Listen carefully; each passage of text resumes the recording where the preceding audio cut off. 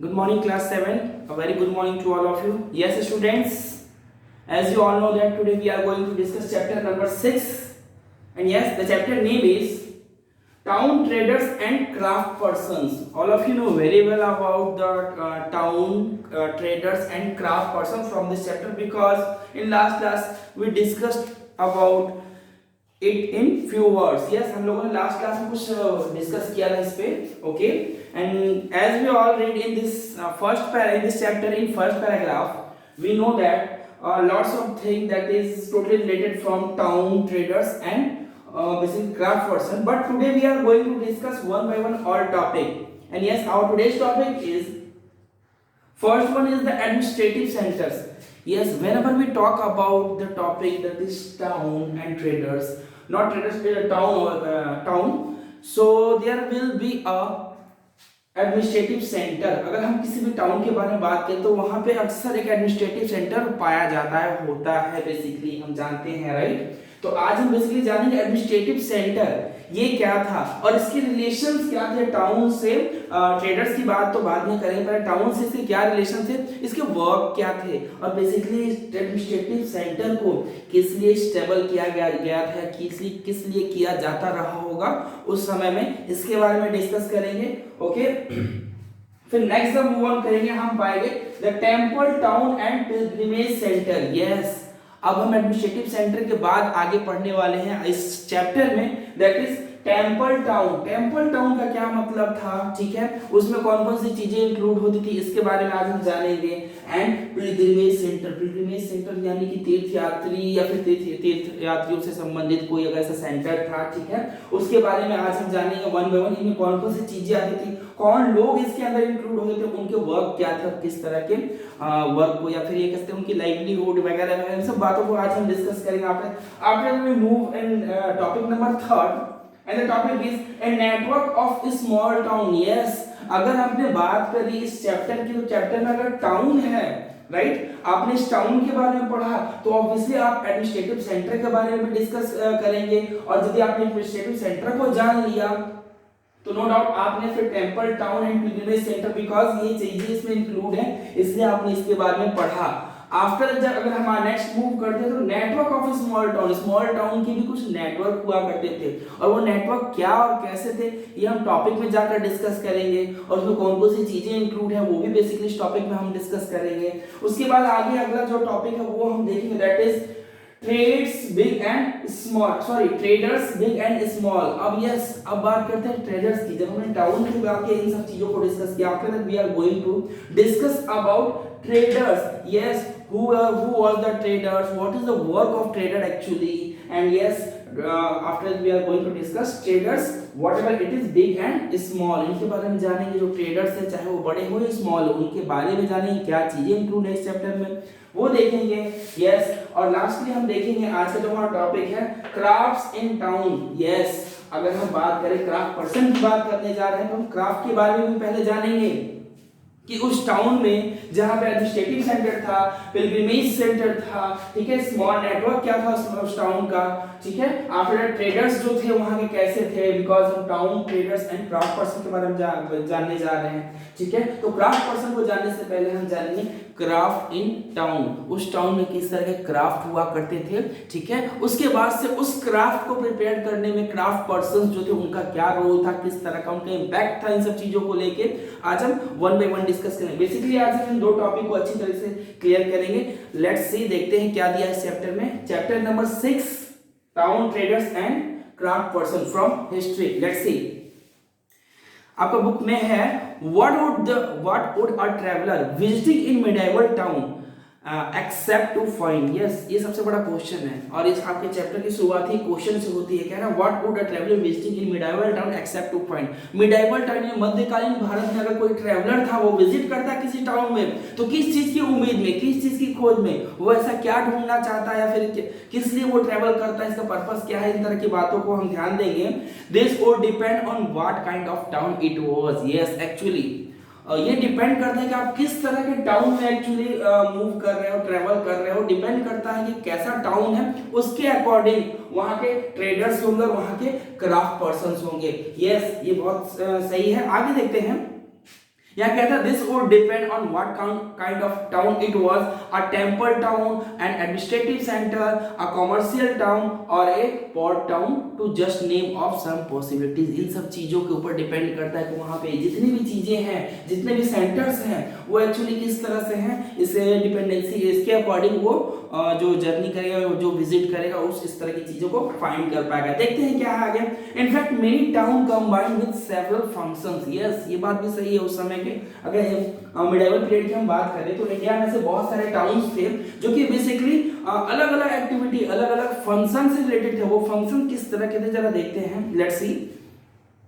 दे वर administrative centres. Yes, वो जो town थे जहां पे अलग अलग एक्टिविटी फंक्शंस हुए करते, उस टाउन में they were administrative centre. Yes, no doubt एक एडमिनिस्ट्रेटिव सेंटर भी हुआ करता था जिससे पूरे टाउन को अलग तरीके से सिस्टमैटिक वे में एडमिनिस्ट्रेट किया जा सके।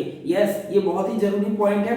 टेम्पल टाउन्स होते थे as well as centre of commercial activity and craft production. Yes, commercial activity के सेंटर भी हुआ करता था वो टाउन जो है, और सबसे इंपॉर्टेंट जो है वो है क्राफ्ट प्रोडक्शन। अगर हम क्राफ्ट प्रोडक्शन के बारे में भी डिस्कस करेंगे, बट क्राफ्ट प्रोडक्शन भी हुआ करता था, जो कि बहुत इंपॉर्टेंट टर्म है। आगे देखते हैं जरा इसे और इलाबोरेट करके देखेंगे क्या है one by one.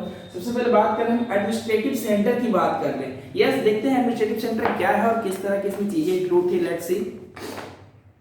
You read about the Chola dynasties in chapter 2। हम लोगों ने चोला डायनेस्टी के बारे में पढ़ा था चैप्टर 2 में। Let's travel in our imagination to Thanjavur. चलो तंजावुर की सफर अपने इमेजिनेशन, अपने ख्वाब इमेजिन करके तंजावुर की सफर करने की कोशिश करते हैं। द कैपिटल ऑफ चोलास, जो चोलास का कैपिटल हुआ करता था, बेसिकली उसके बारे में आज हम जानेंगे, देखेंगे, सफर करेंगे। It was 1000 years ago।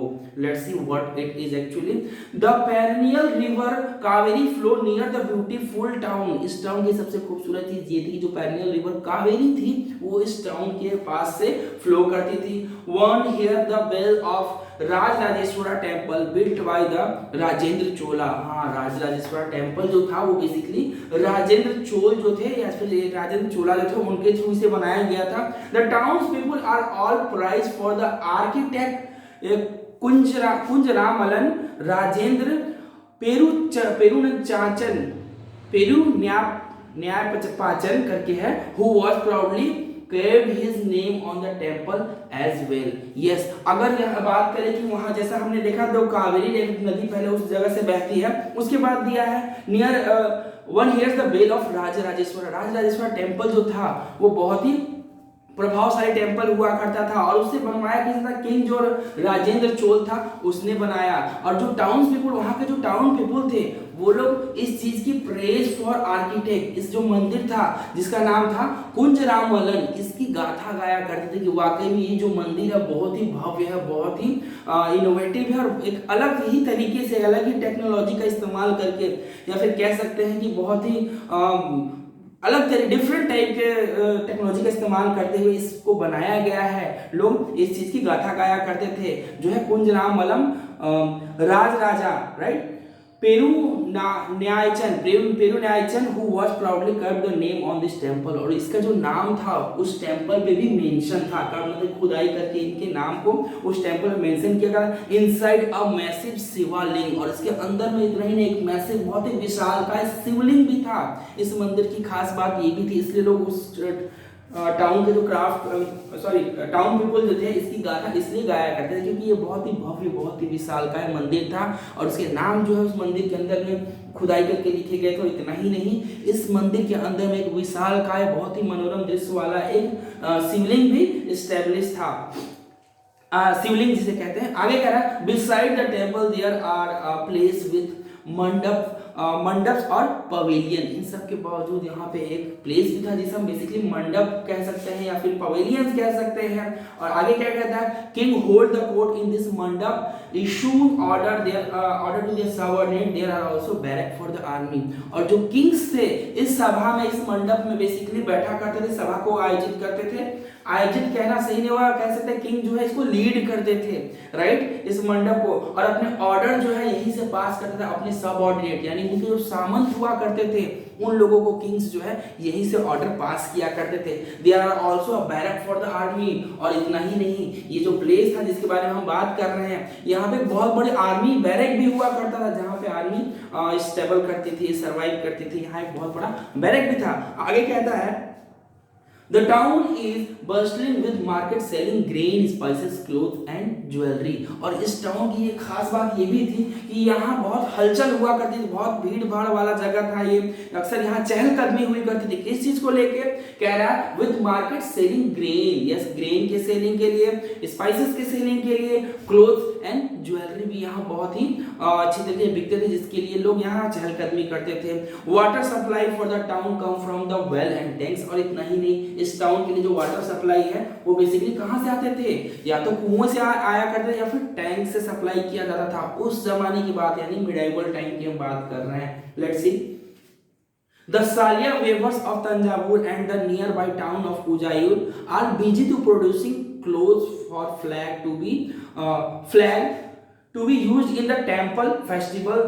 Okay, यहाँ पे एक तरह की प्रजाति, एक तरह की वेवर्स थे जिसको हम सालिया वेवर के नाम से जानते हैं। कह रहा था सालिया वेवर्स ऑफ तंजावुर, तंजावुर के जो सालिया वेवर्स थे, ठीक है, और इसके साथ साथ the nearby town of Uraiyur, और ये जो आसपास में उजायूर करके एक टाउन था, इसके जो वेवर्स थे बेसिकली किस चीज में बिजी थे, एक खास तरह के कपड़े को तैयार करने में बिजी थे। बिजी इन द सेंस कि इन तरह के कामों को अंजाम दिया करते, एक्टिविटीज करते थे। कह रहा है busy producing cloth for flag, झंडा, फ्लैग के लिए वो लोग क्लोथ को प्रोड्यूस करते, तैयार करते, to be used in the temple festival, जो कि मंदिर में अक्सर फेस्टिवल वगैरह हुआ करता है, आप लोग भी देखते हैं वहां एक नया फ्लैग जो है उस फेस्टिवल में चेंज करते हैं। उस फ्लैग को तैयार करने के लिए वहां के जो वेवर्स थे वो बेसिकली काम किया करते। Fine cotton for the king and nobility, और एक अलग फाइन कॉटन यानी कि बहुत ही उत्तम क्वालिटी के जो कॉटन के जो कपड़े हुआ करते हैं वो किंग और नोबिलिटी यानी उच्च वर्ग के लोग, नोबल वर्ग के लोग कह सकते हैं, उच्च वर्ग के लोग, कुलीन वर्ग के लोग जो थे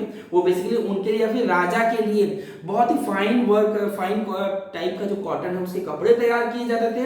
and yes, course cotton for the message, और जो कह सकते हैं नॉर्मल तरीके या ऑर्डिनरी टाइप के कॉटन जो है वो जन समूह, आम जनता के लिए तैयार किया, जहां राजा के लिए बहुत और नोबल वर्ग के लिए बहुत ही फाइन क्वालिटी की जो कपड़े हैं वो तैयार किए जाते थे। साथ ही साथ जो आम जनता थी उनके लिए ऑर्डिनरी टाइप के कपड़े जो है तैयार किए जाते थे, राइट। आगे कहता है सम डिस्टेंस अवे फ्रॉम सभा मलिया, सभा मलिया करके है, सभा मीमालिया, द स्थापित और the sculpture are making execute bronze ideal and tall ornament bell metal lamps. और इतना ही नहीं, वहां की एक और खास बात ये थी, यहाँ पे कह रहा है इस्पाहामी मलिया करके एक जगह है, ठीक है, द स्थापित और स्कल्पचर मेकिंग एग्जीक्यूट ब्रॉन्ज, वहां की स्कल्पचर यानी कलाकृतियां जो थी वो बेसिकली ब्रॉन्ज की होती थी,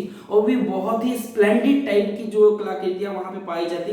execute bronze ideal and tall ornament, एक टॉल ऑर्नामेंट बेल यानी कि बहुत ही कह सकते हैं कि बड़ा सा ऑर्नामेंट, या फिर बेल मेटल लैंप्स जो है ब्रॉन्ज के तैयार किए जाते थे, टॉल ऑर्नामेंट तैयार किए जाते थे। इन सब चीजों के स्प्लेंडेड बहुत ही तरह की कह सकते हैं आइडियल एंड टॉल तरह के ये स्कल्पचर यहाँ पे देखने को मिलते थे इस जगह पे।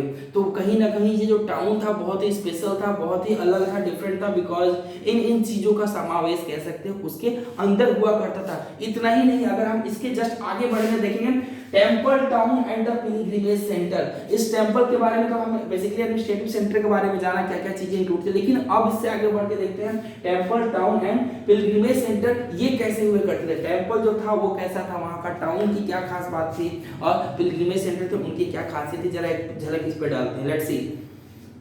Thanjavur is also example of temple town. हाँ, नो डाउट, तंजावुर जो था वो एक बहुत ही अच्छा एग्जाम्पल है टेम्पल टाउन का। कैसे? Temple town represent a very important pattern of urbanisation. Yes, अगर टेम्पल टाउन किसी भी शहर में स्थापित है तो नो डाउट हम कह सकते हैं वहां पे अर्बनाइजेशन का एक बहुत ही अच्छा एग्जाम्पल, बहुत ही अच्छा सैंपल देखने को मिलता है। कैसे?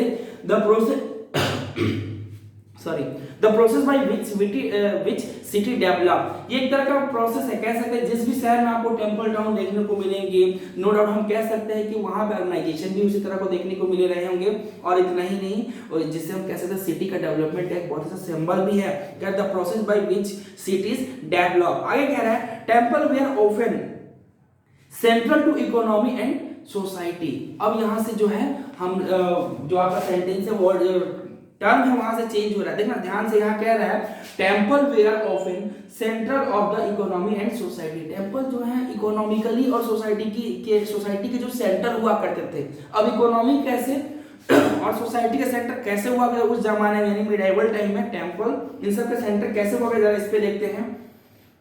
Rulers build temple to demonstrate their devotion to various deity. No doubt हम कह सकते हैं, हमने पहले भी पढ़ा था कि रूलर्स जो थे बेसिकली टेम्पल का निर्माण करते हैं किस चीज के लिए, दिखाने के लिए कि मैं अपने इस देवता को किस हद तक जानता हूं, किस हद तक पूजा करता हूं, अपने डिवोशंस को शो ऑफ करने के लिए, दिखाने के लिए, चाहे वो कोई भी डीटी हो, किसी भी तरह के देवी या देवता हो, इसके उसको शो करने के लिए रूलर्स अक्सर जो है टेम्पल का निर्माण किया करते थे। और इतना ही नहीं, आगे कहते हैं also Android temple with grant of land and money to carry out the elaborate ritual, right, feeds pilgrim and praise and celebrate festival। इतना ही नहीं, जो राजा थे अक्सर उस टेम्पल और उस टेम्पल के जो एडमिनिस्ट्रेटिव सेंटर कैसे थे या फिर उस टेम्पल के जो रख रखाव के लिए जो लोग हुआ करते थे उनको अक्सर टाइम टाइम दान भी दिया करते थे। दान में हो सकता है ग्रांट ऑफ लैंड, जमीन हो सकता है, मनी हो सकता है, to carry out the elaborate rituals को कैरी आउट करने के लिए अक्सर क्या है राजा वहां पे दान पुण्य किया करते थे। दान में चाहे वो जमीन करे या फिर पैसा करे, लेकिन ऐसा इसलिए करता था कि उस मंदिर में पारंपरिक तौर तरीकों से पूजा पाठ फेस्टिवल किया जा सके। तो फीड पिलग्रिम्स, इतना ही नहीं, वहां के जो तीर्थ यात्री, उस टेम्पल के जो तीर्थ यात्री हैं उसे भी अच्छी तरह से फीड किया जा सके, ताकि इससे कहीं ना कहीं वो अपने आप को अपने को दिखाता था कि मैं और मेरे डीटीज को लेके जो एक डिवोशन था उसको रिप्रेजेंट करता था। और आगे कह रहा प्राइस एंड सेलिब्रेट फेस्टिवल, और पुजारियों की भी उस पैसे से, उस दान से कहीं ना कहीं देखरेख होती थी और फेस्टिवल वगैरह ऑर्गेनाइज किए जाते थे मंदिर के आसपास। इसलिए हम कह सकते हैं मंदिर जो टेम्पल जो था उस टाइम में कहीं ना कहीं सोसाइटिकली एक सेंटर तो था ही, साथ साथ इकोनॉमिकली सेंटर भी था, क्योंकि राजा डोनेट करते थे और अलग अलग जगहों से पीपल, चाहे वो प्राइस्ड हो या फिर ये कह सकते हैं कि पिलग्रिम्स हो या फिर नॉर्मल ऑर्डिनरी पीपल हो, सब वहाँ इकट्ठा हुआ करते थे। तो यही कारण था, यहाँ कहता है temples were often central to the economic and society. आगे देखते हैं pilgrims who flock to the temple also made donations. हाँ, और जो पिलग्रिम जो थे वो भी अक्सर क्या सिर्फ राजा ही नहीं, जो वहाँ के तीर्थ यात्री थे वो भी कभी कभार क्या करते थे, और डोनेशन जो है जमा करते, वो जमा होते थे और डोनेशन मंदिर को दिया करते थे। ऐसा नहीं सिर्फ राजा, लेकिन बेसिकली जो राजा था वो इस चीज को हमेशा किया करता था। आई कहता temple authority use their wealth to finance trade and banking.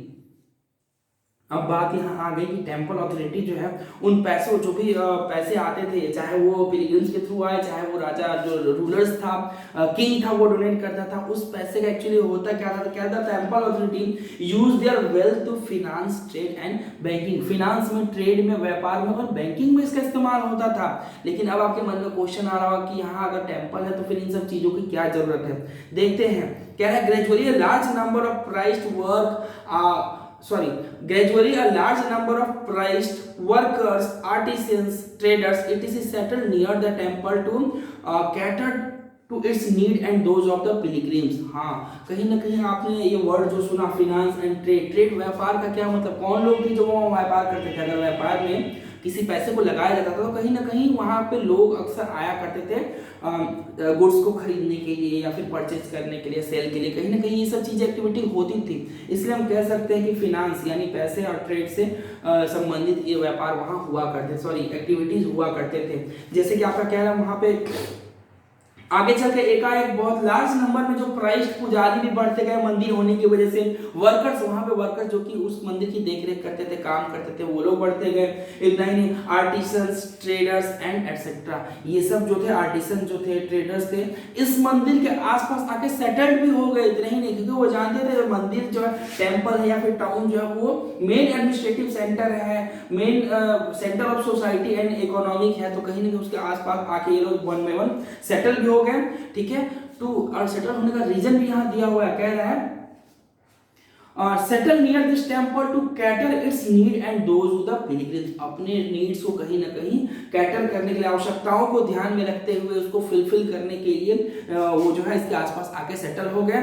और 10 ग्रू टेम्पल टाउन्स, उसके बाद से टेम्पल जो है वो टाउन में बदलता गया। 10 ग्रू आगे चल के टेम्पल जो है एक बड़ा सा टाउन में चेंज हो गया। इसलिए हम कह सकते हैं टेम्पल टाउन कहने का मतलब ये था। टेम्पल तो एक नॉर्मल टेम्पल था जिसके बारे में अक्सर आम टेम्पलों की तरह, या फिर ये कह सकते हैं वो अपने आप में एक अलग स्प्लेंडेड काइंड ऑफ टेम्पल हो सकता है। बट टेम्पल टाउन कहने का मतलब ये था कि ये एक्टिविटीज वन बाय वन वहां पे आकर होते गए, जिसकी वजह से आगे चल के ये सिर्फ टेम्पल ना रह के टेम्पल टाउन हो गया एंड पिलग्रिमेज सेंटर हो गया। अगर टेम्पल है, वहां टेम्पल है, तो कहीं ना कहीं पिलग्रिमेज सेंटर भी होना जेन्युइन है। आगे देखते हैं, town emerge around the temple such as those, कह रहा विलिस्मन करके एक जगह था, ठीक है, जो कि बेसिकली विलासा एंड विदिशा मध्य प्रदेश आता है। विल्सा एंड विदिशा जो कि मध्य प्रदेश में, इस जगह पे बेसिकली था। एंड सोमनाथ इन गुजरात, इस तरह के जो टेम्पल्स थे अक्सर इन टेम्पलों को टेम्पल टाउन का दर्जा दिया जाता है। सोमनाथ आपने सुना होगा, गुजरात में भी है।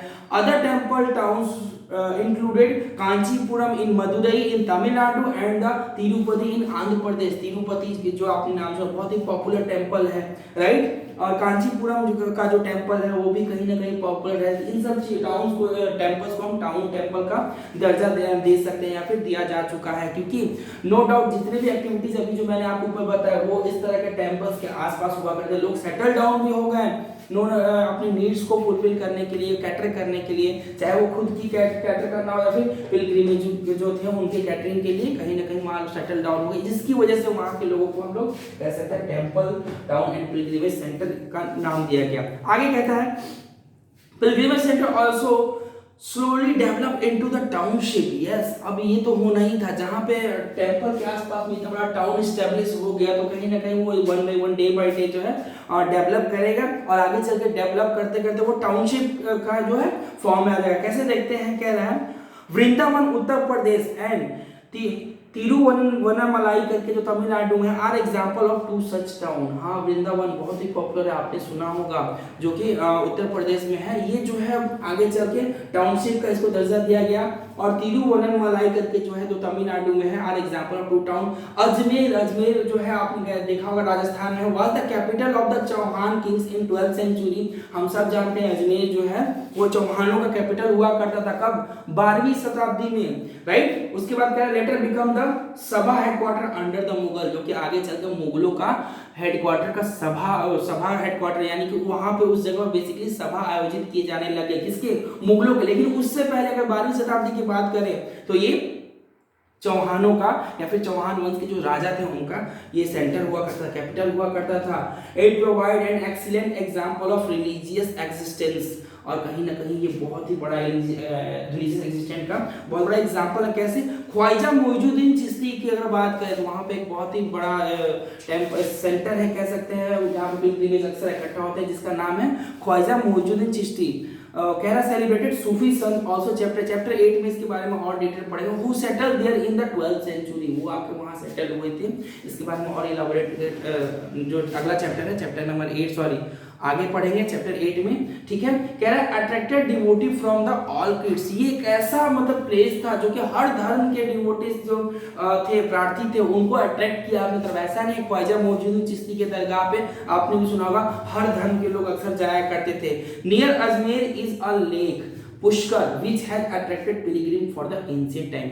और अजमेर जो है, अजमेर के पास एक लेक है जिसका नाम है Pushkar, which has attracted Pilgrim for the ancient time, जो कि पिलग्रिम जो थे उनको एंशिएंट टाइम यानी पुराने समय से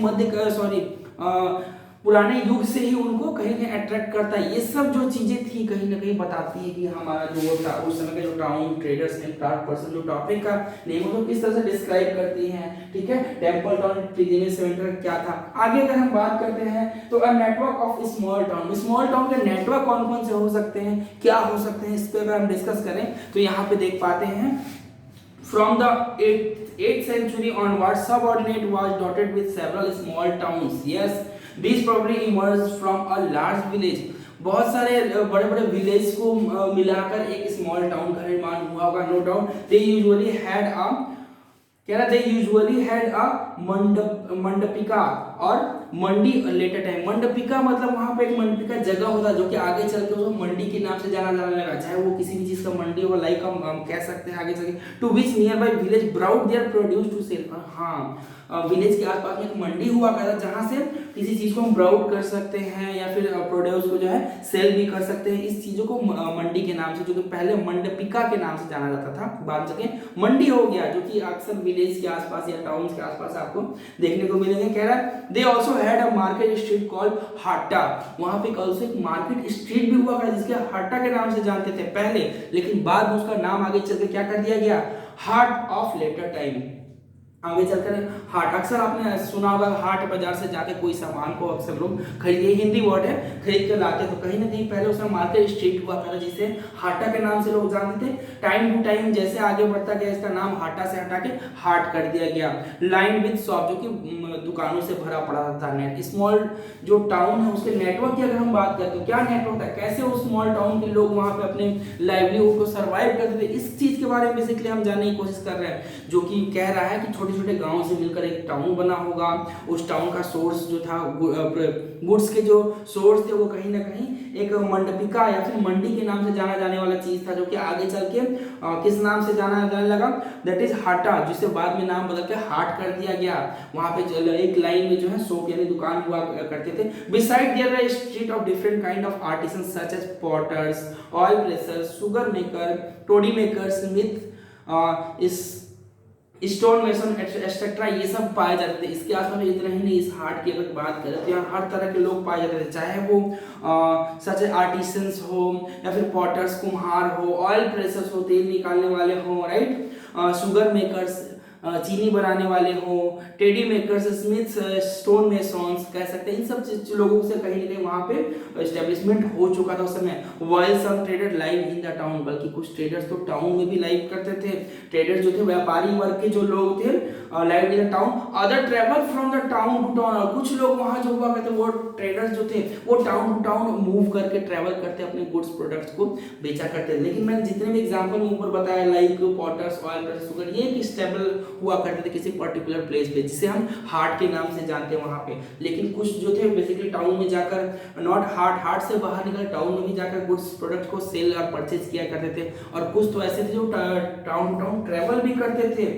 और आगे देखते हैं, many came from far near this town to buy local articles and sell products of distance places like horses, salt, camphor, saffron, betel nut, spices like pepper। हाँ, और कुछ तो ऐसे थे कि जगह कह सकते हैं कि बहुत दूर दराज जाया करते थे, ठीक है, far and near to this town, या तो उस टाउन के आसपास या फिर उसे कहीं बहुत दूर तक जा जाके क्या करते थे, बाय लोकल आर्टिकल को खरीद के लाते थे, जिसमें and sell product of distinct place, अलग अलग जगहों पर जाकर प्रोडक्ट भी सेल किया करते। ये एक्टिविटी जो थे अक्सर कह सकते हैं छोटे छोटे टाउन में अक्सर अकर हुआ करते थे, राइट। और इतना ही नहीं, अलग अलग जगहों पे जाकर चीज़ों को बेचा करते थे, like salt, camphor, saffron, betel nut यानी पान सुपारी कह सकते हैं, स्पाइसेस लाइक पीपर, इन सब चीज़ों को कहीं ना कहीं वो लोग इस्तेमाल में डेली लाया करते थे और बेचा करते थे। ये वहाँ की एक्टिविटीज हुआ, इसलिए कह सकते हैं नेटवर्क ऑफ स्मॉल टाउन। उस स्मॉल टाउन नेटवर्क कैसे स्टेब्लिश हुआ, कैसे वो रन करता था, कैसे वहाँ के लोग जो है सर्वाइव करते थे, वहाँ के लोगों की लाइवलीहुड कैसे चला करते थे, इन सब चीज़ों का कहीं ना कहीं ये सब रीजन था, ये सब एक्टिविटीज थे जिसके अकर होने से इसका नेटवर्क जो है फुलफिल होता था। कह रहे हैं यूजुअली अ सामंत और इन अ लेटर टाइम जमींदार build a fortified place in और नियर टू दिस टाउन। और इतना ही नहीं, जो सामंत हुआ करते थे, जिसे आगे चलकर हम जमींदार के नाम से जाने लगे, वो लोग इस टाउन के आसपास या तो इस टाउन के अंदर या फिर इसके नियर बाई में अपने बिल्डिंग फोर्टिफाइड यानी किलाबंदी कराया करते थे, बड़े बड़े बिल्डिंग्स को बनाया करते थे, right. They live taxes from traders, they levy taxes from the traders in artisans and article of trade and sometime donated the right to collect this taxes to local temples. और ये क्या करते जमींदार अक्सर आर्टिसंस जो थे या फिर वहाँ के जो पर्सन्स थे उनसे क्या करते थे, टैक्स कलेक्ट किया करते थे। और इतना ही नहीं, कभी कभार तो ये अपना पावर किसी और को भी देते थे, लाइक जैसे किसी टेम्पल को, कि वो टैक्स कलेक्ट किया जा सके। सके। टेम्पल दैट मीन्स कि वहाँ के जो एडमिनिस्ट्रेटिव पर्सन्स हैं उन लोगों को, या फिर उसको जो ऑर्डिनेट करते हैं वो ऐसे जो पर्सन थे उन लोगों को भी राइट दिया गया था कि आप भी कभी कभार मेरे बिहाफ में टैक्स जो है कलेक्ट कर सके। इसलिए कह रहा है sometime donated the right to collect this taxes to local temples which had been built by themselves और by the rich merchants। यह होता कभी कभार उनके थ्रू वो बनाया गया हो टेम्पल्स, या फिर जो जो जमींदार होते थे गांव के बड़े बड़े टाउन के, छोटे मोटे टाउन के बड़े जमींदार होते हैं, अक्सर कभी कभी उनके थ्रू भी टेम्पल बनाए जाते थे, उनको भी ये राइट मिलता था। या फिर कोई रिचर पर्सन, धनी मनी जो वेल्थिएस्ट पर्सन होंगे उस गाँव के या फिर टाउन के, उनको भी राइट दिया जाता था। जो उनके थ्रू जो बनाए गए टेम्पल थे तो उस टेम्पल को भी राइट दिया गया था टैक्सेस कलेक्ट करने के लिए। This right were recorded in inscription that has survive to this day. और कहीं ना कहीं ये सब जो राइट्स थे इंस्क्रिप्शन, यानी इंस्क्रिप्शन में कहीं ना कहीं लिखे गए थे, रिकॉर्डेड इंस्क्रिप्शन। ओके, इंस्क्रिप्शन मतलब आप सब जानते हो बहुत अच्छे तरीके से पत्थरों पे जो खुदाई करके कैप करके जो लिखा जाता है, that have survive in this day, जो कि आज भी सर्वाइव करता है कहीं ना कहीं। ठीक है, इसके बाद आगे अगर हम बात करें traders big and small, no doubt अगर हम ट्रेडर्स की बात किया हम लोगों ने तो कोई ट्रेडर्स जो थे वो बिग थे, कुछ स्मॉल थे। बिग इन द सेंस यहाँ पे कह रहा है कि there were many traders, kind of traders include the Banjaras. हाँ, बंजारास भी कहीं ना कहीं ट्रेडर्स थे। चैप्टर नंबर 7 में इसके बारे में बात करें। Several traders specially horse traders form associations. Horse trader घोड़ों के जो व्यापारी थे, घोड़ों की भी खरीद बिक्री करते थे, राइट। इस तरह के फॉर्म एसोसिएशन हेल्थ में headman of negotiation on the behalf of warrior brought horses. इस तरह के जो घोड़ों को जो खरीद बिक्री होती थी उस समय एक्चुअली घोड़े जो थे हॉर्सेस बहुत ही पॉपुलर हुआ करते थे, राइट। उनकी भी खरीद बिक्री के लिए जो हेडमैन हुआ करते थे, इस तरह के कुछ ट्रेडर्स होते थे जो कि हम कह सकते हैं या तो बड़े या कुछ छोटे। इस ट्रेडर्स के बारे में वन बाय वन हम आगे डिस्कस करेंगे, राइट। तो आज हमने बेसिकली इन तीन टॉपिक को डिस्कस किया, that is administrative centre, temple town and pilgrimage centre, after that a network of small town. Next class में हम डिस्कस करेंगे traders big and small, craft in town. Yes, this is very important, craft in town. Basically हम लोगों को जानना है कि craft जो टाउन हुआ करते थे वो किस तरह के होते थे और उनका क्या इम्पैक्ट था इसमें, इसको लेके। ओके।